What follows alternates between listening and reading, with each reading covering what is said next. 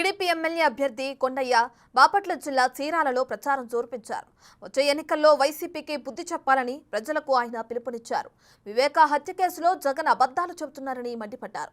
ప్రతిపక్షాలపై దాడులు, హత్యలు తప్ప వైసీపీ హయాంలో చేసిందేమీ లేదని ఆగ్రహం వ్యక్తం చేశారు.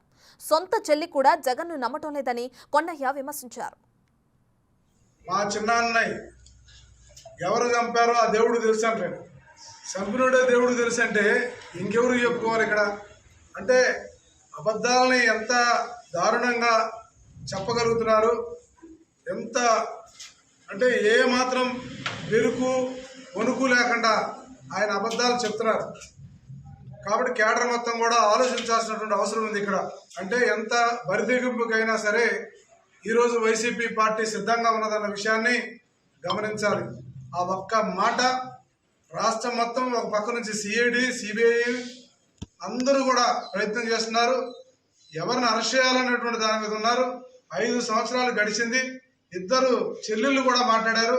అయినా సరే ఏ మాత్రం లేకుండా మాట్లాడుతున్నాడు. అది కాకుండా ఎక్కడికక్కడ కేడర్ని నిలువరిస్తున్నాడు. మీరు చూసారు నిన్న కూడా